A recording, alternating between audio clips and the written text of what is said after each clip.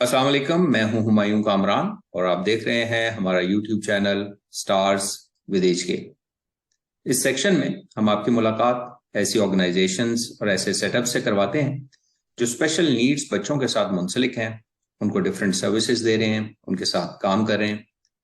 आज के इस सेशन में हमारी गेस्ट हैं मिस सादिया साजिद अवान। एबटाबाद से इनका ताल्लुक है और ये फाउंडर एंड डायरेक्टर हैं एक एजुकेशनल सेटअप की जो rise school for inclusive education के नाम से काम कर रहा है। आइए इनसे मिलते हैं और इनके बारे में और इनके सेटअप के बारे में मजीद जानते हैं। Thank you very much miss Sadia Sajid कि आपने हमारे लिए टाइम निकाला and we welcome you at our channel.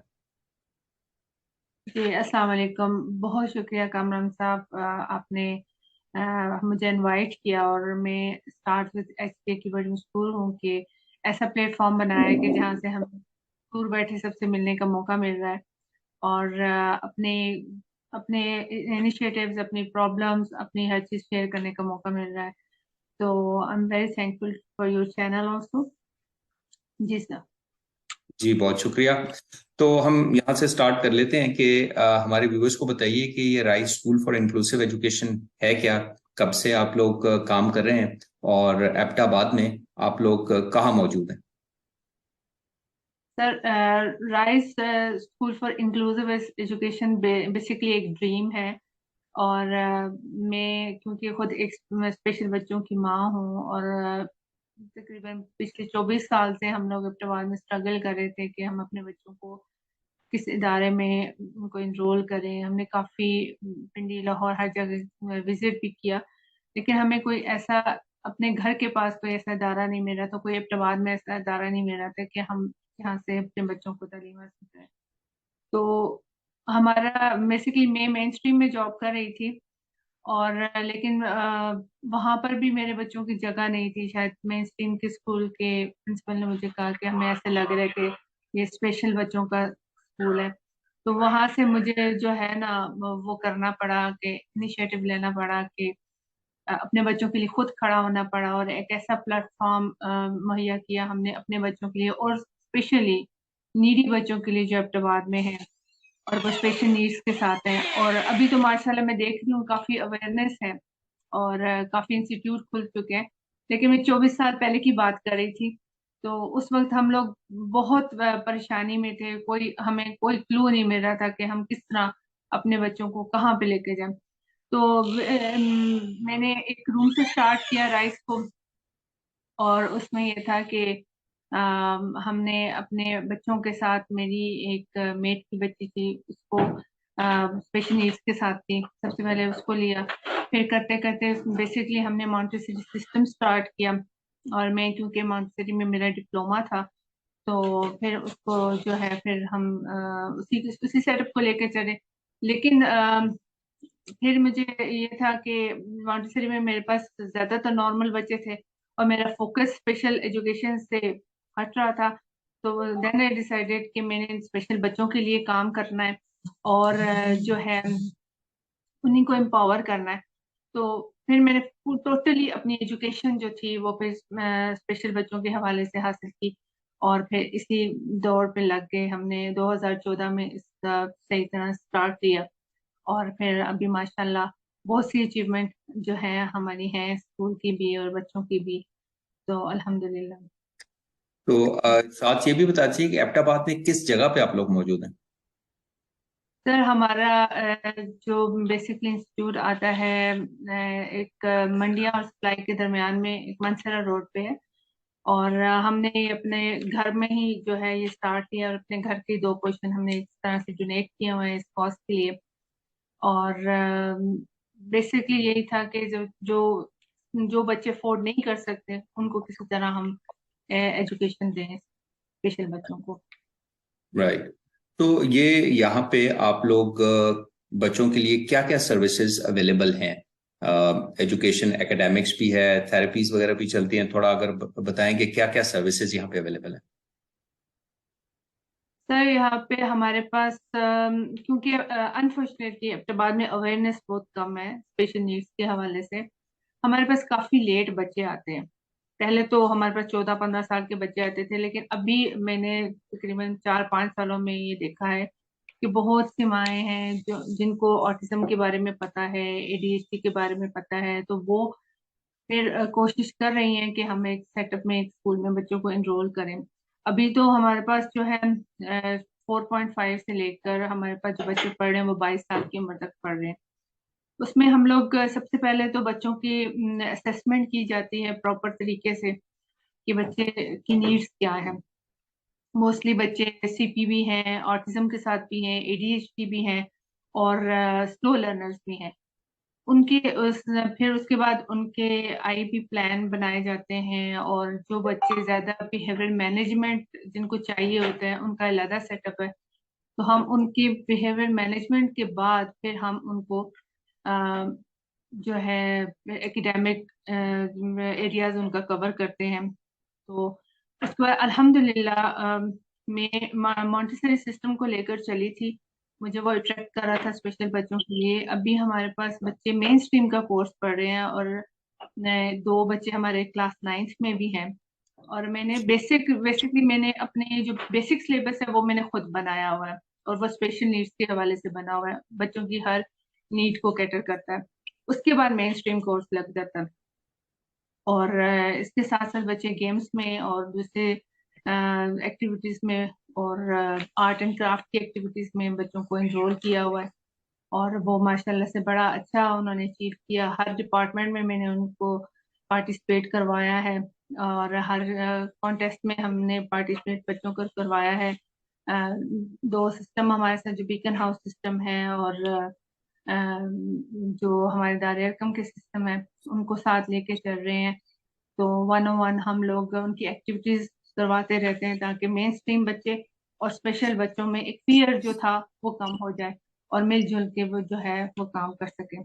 और बेसिकली इरादा तो इंक्लूसिव सेट का ही था, लेकिन अनफॉर्चुनेटली ऐसा हुआ कि जब जो स्पेशल बच्चे थे उनके साथ नॉर्मल बच्चों के पढ़ाने के लिए वालिदैन रेडी नहीं थे। मतलब आते हैं वो देखते हैं कि हम ऐसे बच्चे के साथ हम कैसे अपने बच्चे को पढ़ाएं, इनसे ये आदत सीख लेगा, वो आदत सीख लेगा। तो लेकिन मेरा बेसिकली मकसद मेरा स्पेशल बच्चों के लिए काम करना था। तो हमने फिर ये किया कि जो विलिंगली पेरेंट्स पढ़ा सकते हैं वो नॉर्मल बच्चे भी लिए हैं, लेकिन उनकी तादाद कम है और स्पेशल बच्चों की तादाद ज्यादा है।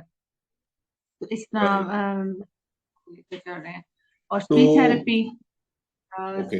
फिजियोथेरेपी और ओटी और एबीए थेरेपी, ये सब चीजें हम प्रोवाइड करते हैं अल्हम्दुलिल्लाह। राइट। अच्छा, अगर मैं ये पूछूं कि आप लोग यहाँ पे किन किन चैलेंजेस वाले बच्चों को डील कर रहे हैं। आपने एज ग्रुप तो बता दिया कि अप टू 22 ईयर्स तक के बच्चे भी हैं आपके पास। तो किन किन एज ग्रुप्स के सॉरी किन किन चैलेंजेस वाले बच्चे आपके पास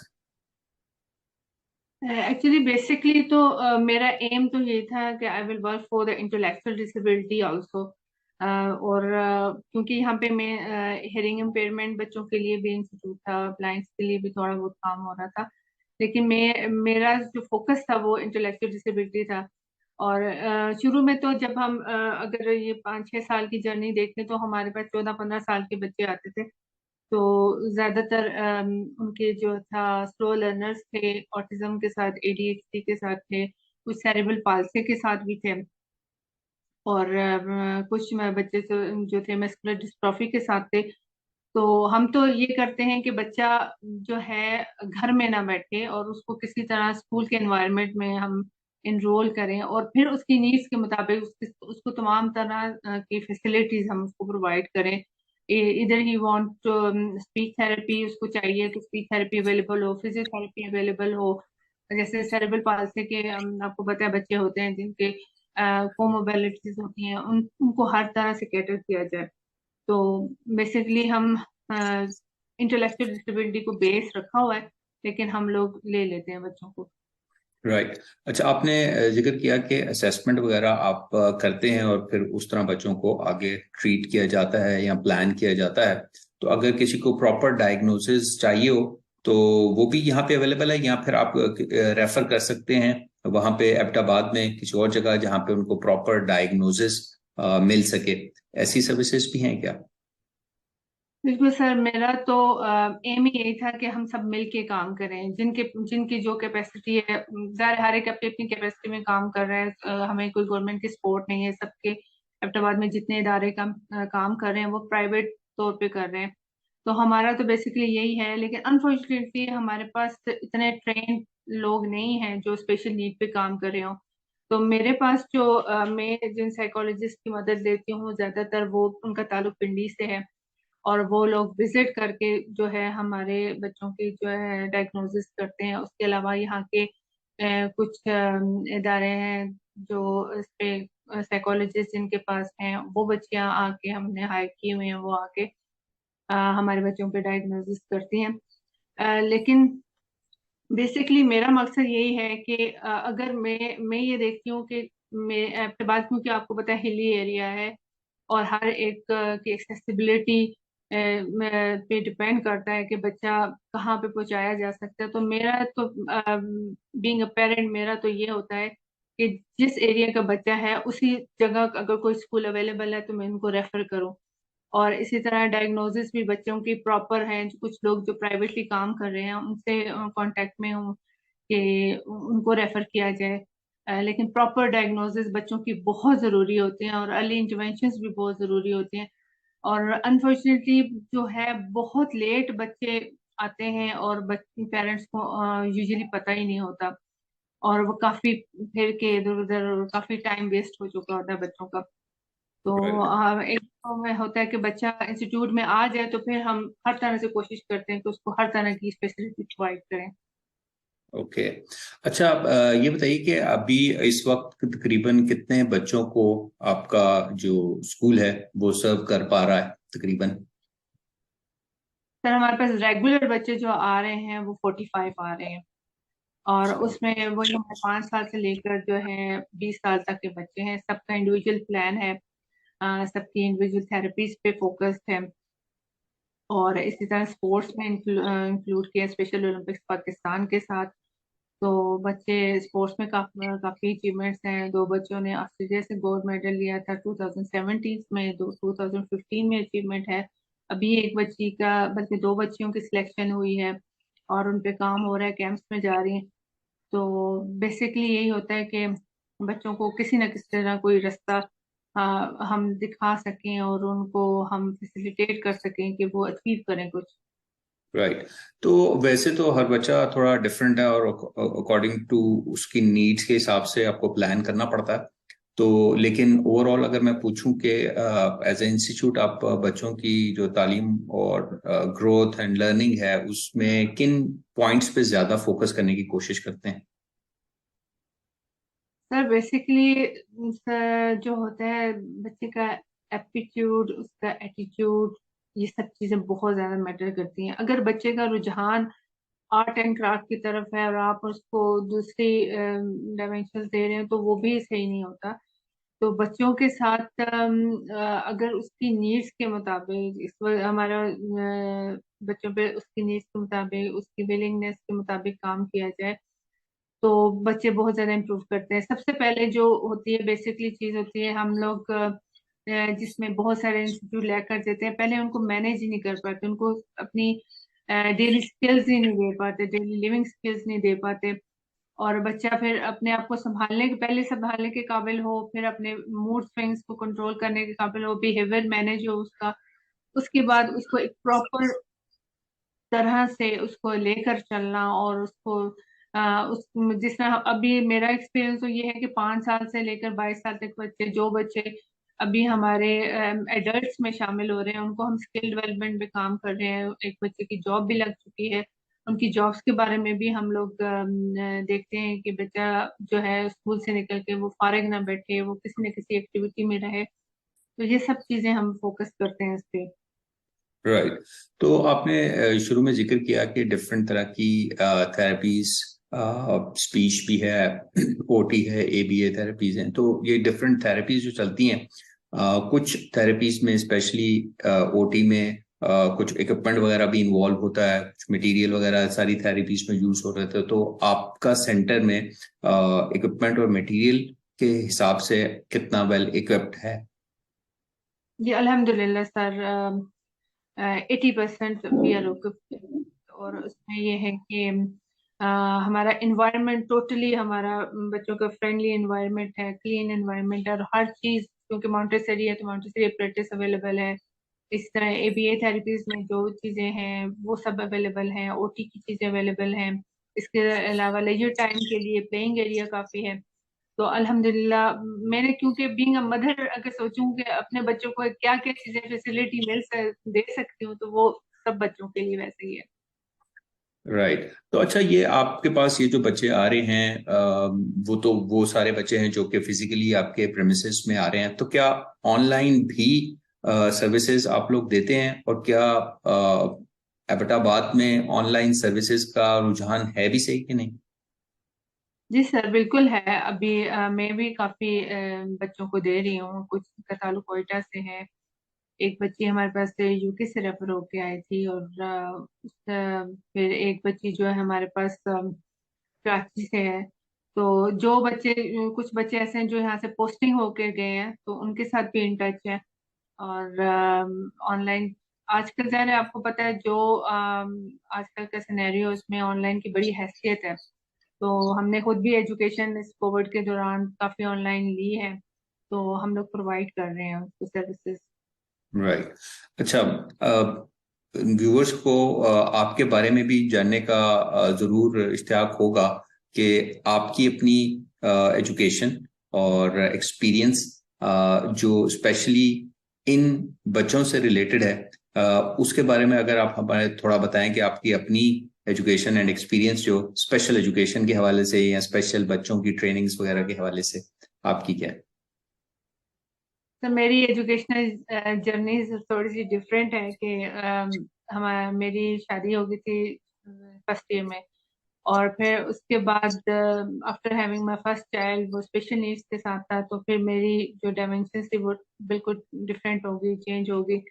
फिर मैंने शादी के बाद ही मैंने एमए कंप्लीट किया, फिर बीए किया, फिर एमए किया। फिर उसके बाद जब देखा कि बच्चों दूसरा बच्चा भी अल्लाह ताला ने दिया, तो वो भी स्पेशल था। तो फिर बिल्कुल ही अपने रास्ते जो थे स्पेशल एजुकेशन की तरफ कर लिए। फिर मैंने मास्टर किया स्पेशल एजुकेशन में। उसके बाद मैं डिप्लोमा किया इन्हीं बच्चों के लिए। उसके बाद स्पीच एंड लैंग्वेज पैथोलॉजी की।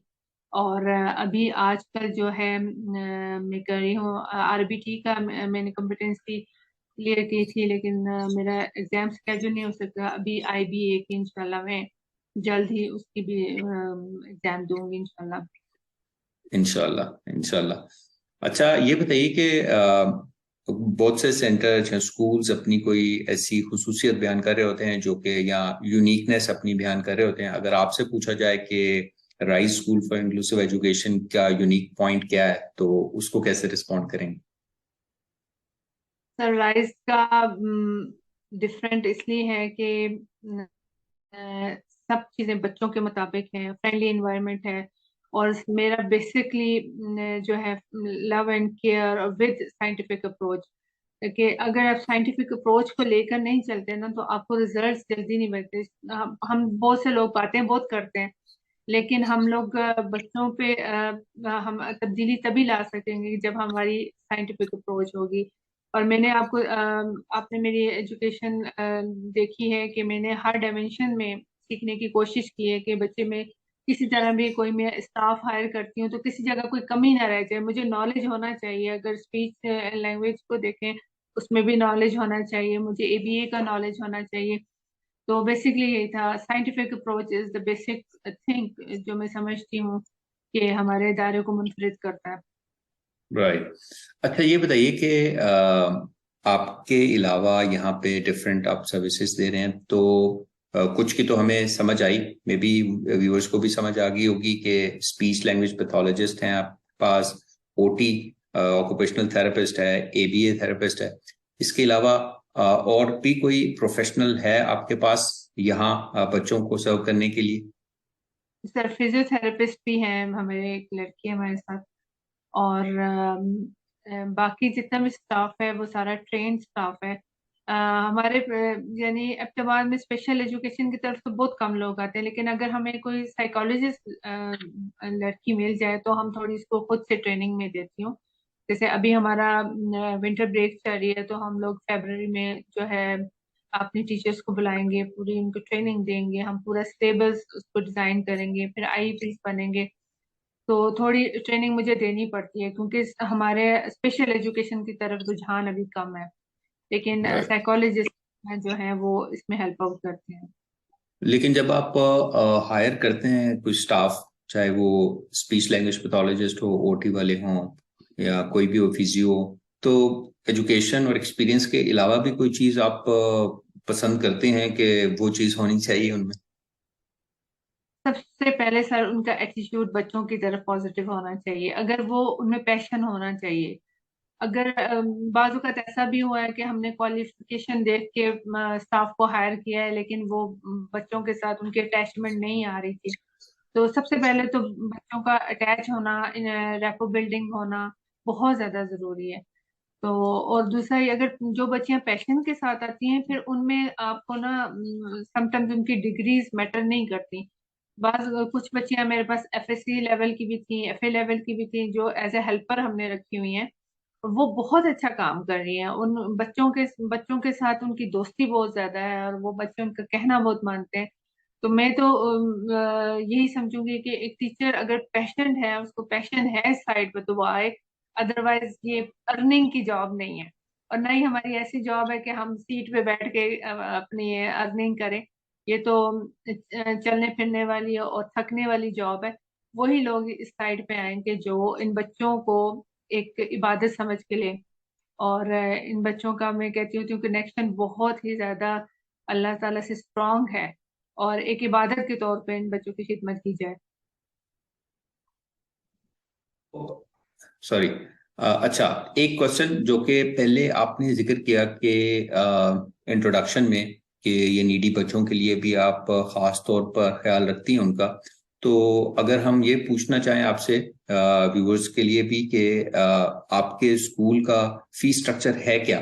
कुछ ऐसे नॉर्मल फीस क्या चल रही होती है, और फिर नीडी बच्चों के लिए तो आपने बताया कि कुछ उनका खास ख्याल रखा जाता है, तो अगर फीस स्ट्रक्चर को थोड़ा सा आप बता सकें उस बारे में।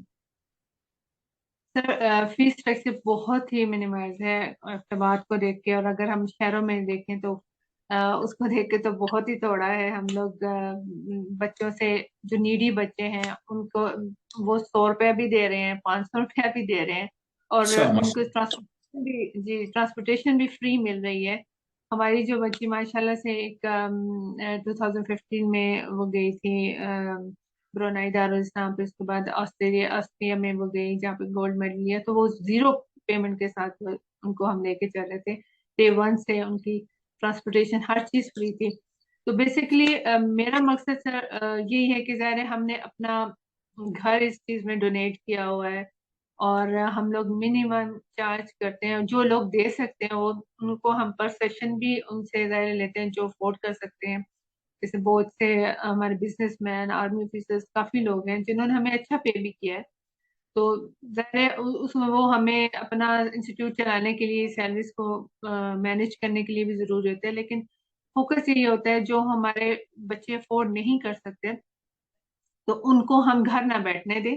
उनको हम स्कूल का एनवायरनमेंट दें, उनको ट्रांसपोर्टेशन चाहिए तो ट्रांसपोर्टेशन दें उनकी, और जैसे व्हील चेयर है, कोई भी हेयरिंग एड्स हैं, कोई भी उनको चाहिए ऐसी सपोर्ट, तो हम वो भी उनको दें। और इसके अलावा कुछ बच्चे ऐसे भी हैं कि जो घर बैठे हैं, वो स्कूल ज्वाइन नहीं कर सकते, उन्हें हमने कारोबार के तौर पे भी उनकी मदद की है कि वो छोटा मोटा कारोबार, अपने छोटी मोटी शॉप खोल लें या इस तरह का कोई कारोबार करें, तो उसमें भी मदद की है।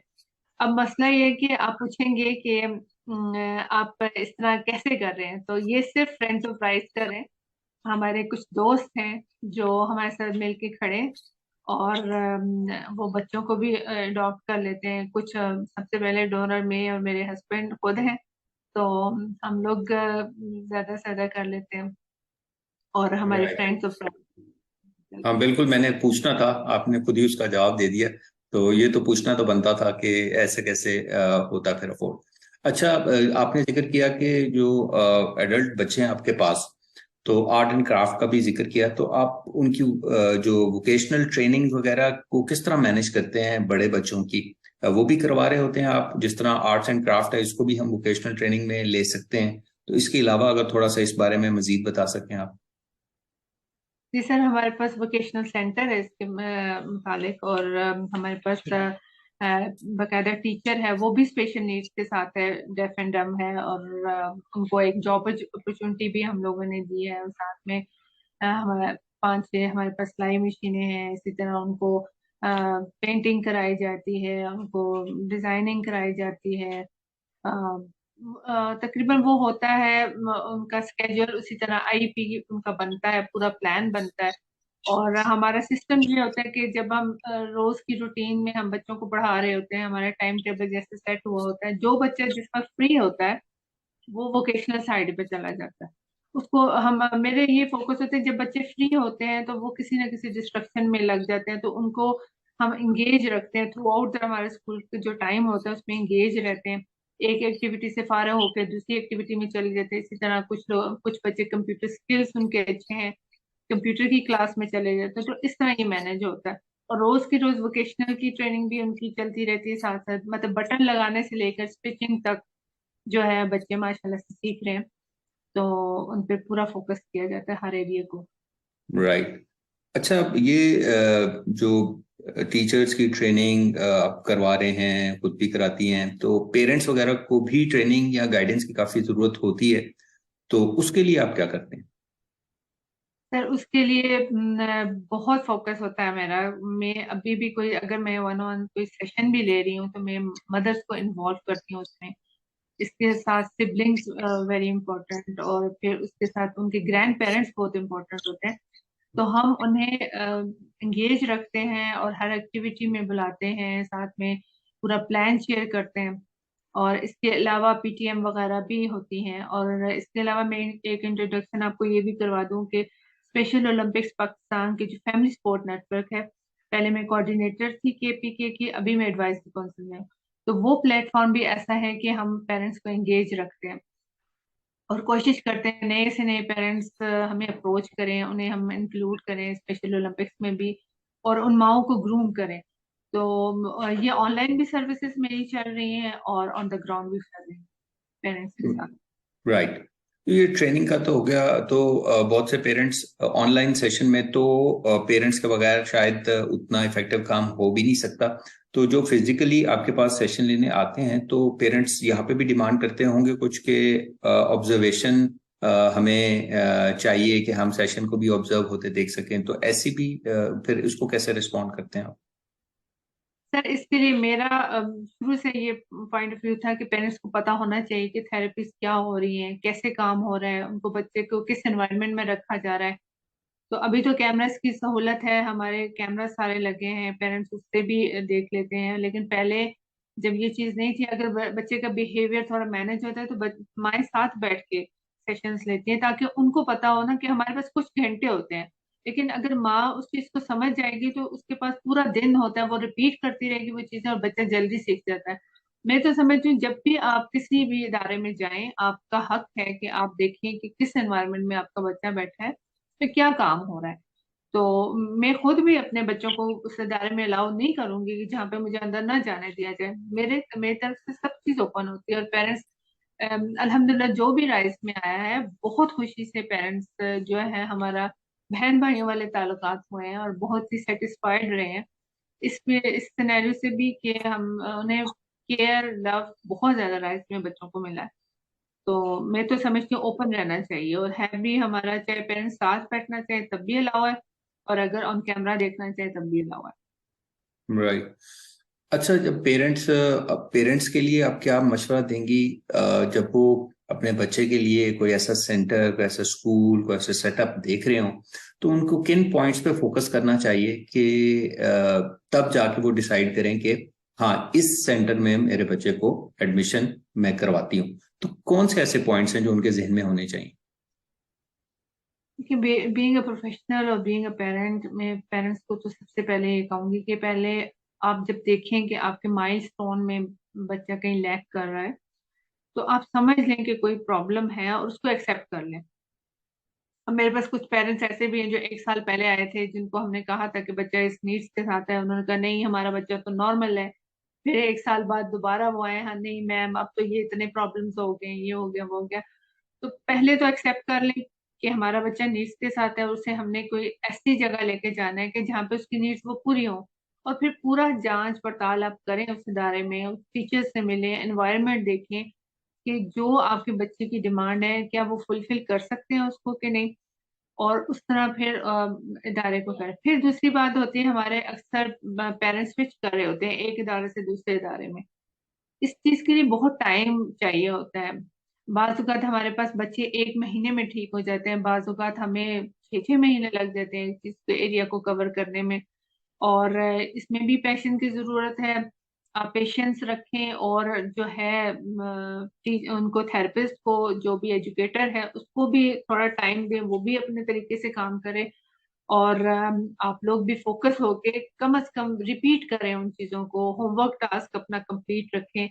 और एजुकेटर्स भी उनको इन्वॉल्व रखें साथ में। तो जब तक, क्योंकि बेसिकली हमारा जो होता है एनवायरनमेंट बहुत मैटर करता है। आपका स्कूल का एनवायरनमेंट तो प्रिपेयर्ड एनवायरनमेंट हो जाता है, उसमें आप बच्चों को एजुकेट कर देते हैं। लेकिन घर के एनवायरनमेंट को भी चेंज करें। मैं वंस अ वाइल मैं ऐसा करती हूँ कि जो बच्चे मेरे पास हैं, अगर उनका इश्यू ज्यादा चल रहा है तो मैं एक विजिट उनके घर का कर लेती हूँ, ताकि मुझे पता चले कि वो किस एनवायरनमेंट में किस तरह उनको डील किया जाता है। तो वहां पे भी उनको गाइडेंस दे देते हैं कि आप इस रूम को इस तरह चेंज कर लें, या जिस वक्त आप खुद बच्चे को काम करवा रहे हैं आप अकेले बैठे इस पोजीशन में बैठे। तो ये सब चीजें बहुत मैटर करती हैं, और एक टीम वर्क है जो साथ लेके चलना पड़ता है। आपने पहले जिक्र किया कि rise school for inclusive education concept तो ये था कि प्रॉपर इंक्लूसिव एजुकेशन सिस्टम बनाया जाए, तो वो कुछ चेंजेस के साथ ऑपरेशनल है, तो आपका इरादा है कि इसको प्योर इंक्लूसिव एजुकेशन की तरफ लेके जाया जाए? जी सर, इस दफा हम थोड़ा इसमें मैं चेंज करें दोबारा से, कि हम कुछ बच्चे ऐसे हैं जो मेन स्ट्रीम में हैं और वो डिसऑर्डर्स के साथ हैं, और उन पे वर्किंग बहुत ज्यादा जरूरी है। क्योंकि मेरे साथ जो लिंक स्कूल है उन्होंने मुझे अप्रोच किया और उन्होंने कहा कि हमारे पास ये बच्चे हैं और ये इन इश्यूज के साथ हैं, लेकिन पेरेंट्स जो हैं वो उनको मेन स्ट्रीम में ही पढ़ाना चाह रहे हैं। तो अभी दोबारा से जो है मैं मॉन्टेसरी के सेटअप को इंशाल्लाह दोबारा उसको थोड़ा अपग्रेड करूंगी। और एक जो हमारी एक प्री लेवल क्लास है जिसमें हम वो बच्चे रखते हैं जो जिनकी मैनेजमेंट नहीं हुई हुई बिहेवियर इश्यूज के साथ होते हैं। फिर उसके बाद उनको इंक्लूसिव मॉन्टेसरी में करके, जहाँ पे 101 सेशंस ही हों। और फिर उसके बाद जो है आगे बच्चों को उन्हीं के उनकी नीड्स के मुताबिक, उनके आईपी के मुताबिक जो है लेके जा सके। और इंक्लूसिवनेस बहुत ज्यादा जरूरी है। बात औक़ात हम बच्चों को घंटे का सेशन दे रहे होते हैं अकेले बिठा के, आइसोलेट करके, लेकिन जब वो अपने पीयर ग्रुप के साथ होता है वो जल्दी सीख जाता है। मैं तो समझती हूँ होना चाहिए। और साथ साथ हम लोग पेरेंट्स का माइंड भी बनाते हैं कि आपके बच्चे से अच्छी चीज वो बच्चा सीख सकता है, जाए कि आपका बच्चा बुरी चीज सीखे, वो अच्छी चीज सिखाने का आपको उसको भी अजर मिल सकता है। कि अगर स्पेशल नीड्स के साथ बच्चा नॉर्मल बच्चे के साथ बैठेगा करेगा तो वो जल्दी उसको सीखेगा। और फिर इसमें एक और चीज भी है कि जैसे हम लोग कहते हैं ना कि इस बच्चे को यहाँ ना बिठाएं, ये स्पेशल बच्चा हमारा, वो ज्यादा बच्चा खराब है या उसके इश्यूज ज्यादा है।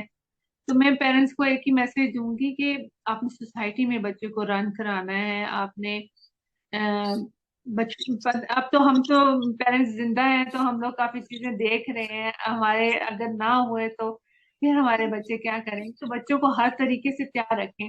जैसे मैं अपने बच्चों की बात करूं तो मेरे बच्चे शॉर्ट हाइटेड हैं, और हम उन्हें जब बाहर लेके जाते हैं, और हमें काफी मशहूर समझा जाता है कि हम अपने बच्चों को हर जगह लेके जाते हैं। हम उन्हें पंजाब टॉप पे भी लेकर गए, हम उन्हें हर तरह मतलब उनकी लेजर टाइम को हम बहुत ज्यादा स्पेंड करते हैं। तो वो ये होता है, मुझे खुद फील होता है कि मेरे बच्चों को लोग मुड़ मुड़ के देख रहे हैं। हम्म।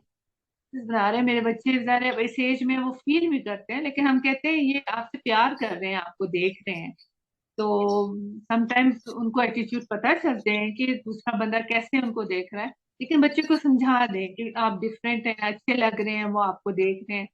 तो सोसाइटी में तो मूव करना है, हम बच्चों को आइसोलेट नहीं कर सकते, समझा दें बच्चों को, रूटीन अपनी बना दें, खुद समझ जाए कि सोसाइटी में रन करना होता है। राइट।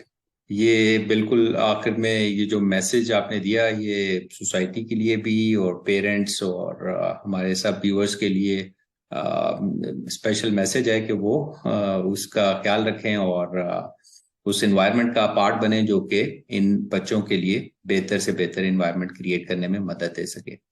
सो बहुत शुक्रिया जी दोबारा मिस सादिया साजिद के आपने हमारे लिए टाइम निकाला। We are at the end of our interview और मैं दोबारा आपका शुक्रिया अदा करूंगा कि आपने टाइम निकाला। सो थैंक यू वेरी मच। और हम उम्मीद करते हैं कि ये इन्फॉर्मेशन जो आपकी और आपके इदारे की हमारे और हमारे व्यूअर्स को मिली है वो जरूर उनके लिए हेल्पफुल साबित होगी। So thank you very much.